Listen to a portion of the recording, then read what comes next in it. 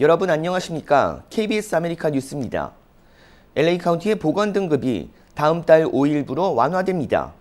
본격적인 경제활동의 길로 접어들 것이라는 기대감이 나오고 있습니다. 한인 업소들도 매출이 늘어날 것으로 기대하고 있습니다. 첫 소식 이우수 기자가 보도합니다. LA 카운티의 보건 등급이 다음 달 5일 자정을 기점으로 현 레드 등급에서 오렌지 등급으로 전환됩니다. 인구 10만 명당 신규 감염자 비율이 3.9명 이하로 유지되고 있고 검사자 대비 확진자 비율도 5% 미만을 충족하고 있어 오늘 내려진 결정입니다. 소매업체들의 경우 수용 인원에 제한이 없어지고 바와 같은 주류 판매 전문점의 야외 영업도 허용됩니다.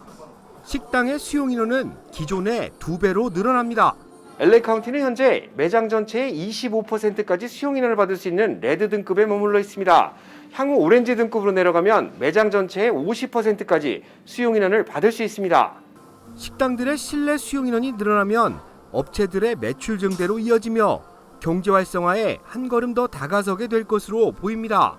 저희 같은 경우는 다이닝이 대부분이었고 실내에서 식사하시는 분들이 굉장히 많은 비율을 차지했기 때문에 지금 실내 영업을 한다라고 그러면 저희 매출에도 상당한 이제 효과가 있을 거라고 저희는 생각하고 있습니다. 실내 영업 자체를 아직까지 이제 다음 주면 아마 풀릴 것 같은데 그동안에 나와서 이렇게 활동을 못 하신 분들이 아무래도 이제 코로나가 많이 이제 없어지는 그 때문에 사람들이 많이 나오지 않을까 하는 그런 기대감들이 많이 있습니다. 하지만 오랜 기간 야외 영업을 이어온 터라 준비해야 할 일도 많습니다. 높아진 실업수당에 따라 구하기 힘들어진 인력난도 해결해야 될 과제입니다.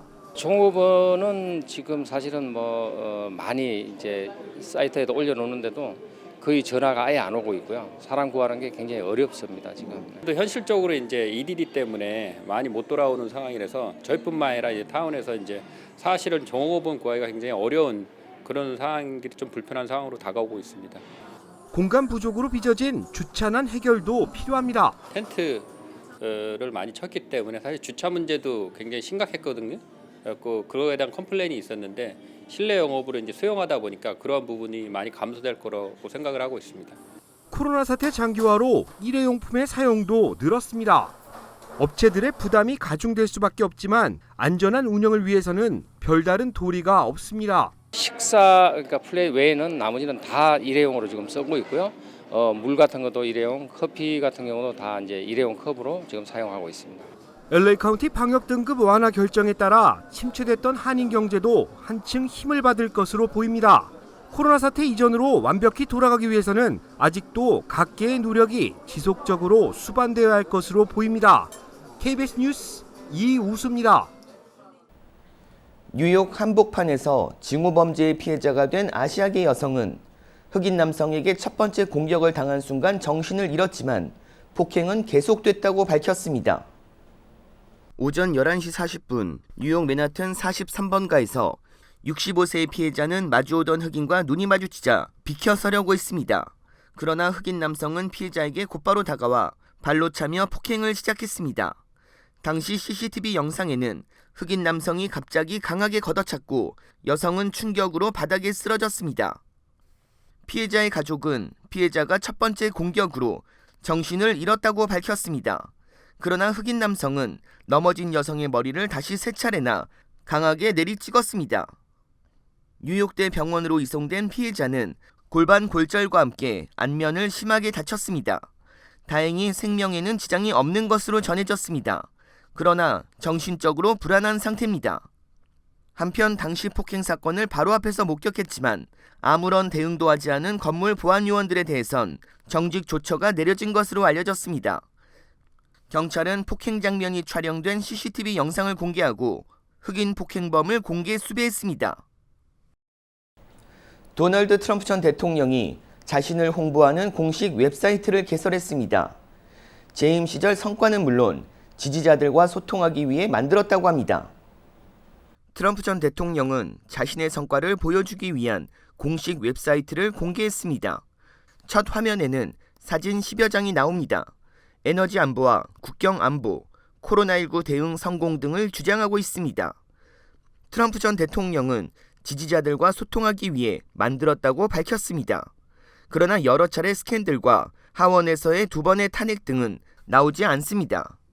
웹사이트 개설은 트럼프 전 대통령의 활동 확대로 풀이됩니다. 트위터와 페이스북 등 소셜 네트워크에서 쫓겨난 트럼프 전 대통령은 직접 SNS를 만들겠다고 밝힌 바 있습니다.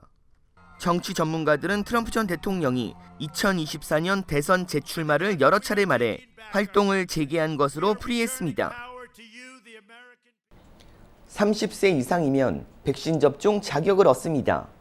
8일 후면 16세 이상부터 백신을 맞을 수 있습니다. 뉴욕주의 이야기인데요.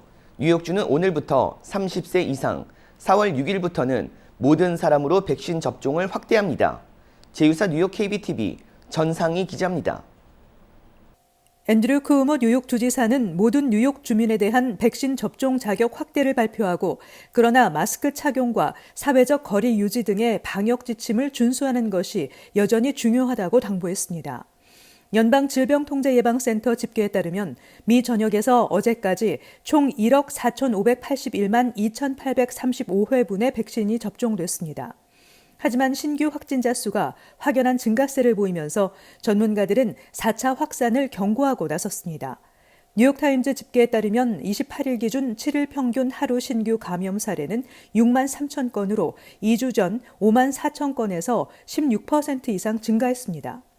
뉴욕과 뉴저지의 확진자 수 증가세도 우려되고 있습니다. CDC가 집계한 인구 10만 명당 7일 평균 확진자 수에 따르면 뉴욕시 450명, 뉴저지 346명, 뉴욕주 237명으로 전국에서 각각 1위와 2위, 6위를 기록했습니다. 이외에 커네티컷, 펜실베니아, 로드아일랜드, 매사추세츠 등의 북동부 지역이 모두 상위권을 기록하고 있습니다. 뉴욕시에서는 퀸즈 한인 밀집 지역을 포함한 브루클린, 퀸즈, 스테튼아일랜드 일부 지역의 감염률이 10%를 넘어서는 것으로 나타났습니다.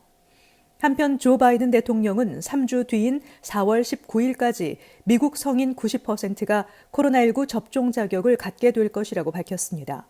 바이든 대통령은 백신을 접종하는 미 전국의 약국이 17,000곳에서 약 4만 곳으로 늘어날 것이라며 미국인 90%가 거주지에서 5마일 이내의 접종소에서 백신을 맞게 될 것이라고 전했습니다. 이어서 모든 주지사와 시장, 지역의 지도자들이 마스크 의무화를 유지하고 복원하길 다시 촉구했습니다. 그는 일부 주의 무모한 해제 조치로 인해 바이러스가 다시 확산되면서 여태까지 이룬 성과를 위협하고 있다고 우려했습니다. 오늘의 주요 단신입니다. 롱비치 주택가에 침범한 강도들이 집주인의 총격을 받고 사망했습니다. 롱비치 경찰국은 가정집에 침범한 강도 6명 중 2명이 집주인의 총격을 받고 사망했으며 나머지 4명은 현장에서 도주했다고 밝혔습니다. LA 초형사관이 강제 퇴거 문제로 고민을 겪고 있는 세입자들을 위한 법률 상담소를 운영합니다. 교육 웨비나는 다음 달 21일 정오에 개최되며 월간 법률 상담소는 다음 달 28일 개최됩니다. LA 초형사관은 매월 다양한 주제로 법률 상담소를 이어간다는 계획입니다. 사우스코스트 플라자 주차장에 2인조 권총 강도가 침입해 고객들의 금품을 강탈하는 사건이 발생했습니다. 코스타메사 경찰국에 따르면 사건은 지난 27일 오후 2시쯤 10분 간격으로 연달아 발생했으며 피해자들은 지갑과 시계를 빼앗겼습니다. 최근 귀임한 LA 초형사관 황인상 전 부총영사가 주 상파울루 총영사로 영전했습니다. 외교부는 황인상 전 부총영사를 주 상파울루 총영사로 임명했으며 앞으로 황 총영사는 재외국민을 포함 5만 명의 교민을 담당할 것이라고 밝혔습니다. 캐나다 정부가 이민자 확대를 위해 신청 자격을 완화합니다. 캐나다는 올해 전체 인구의 1%가 넘는 40만 1000명에게 영주권을 발급합니다. 이는 팬데믹 사태 이전보다 6만 명 늘어난 수치입니다. KBS 아메리카 뉴스 마칩니다. 고맙습니다.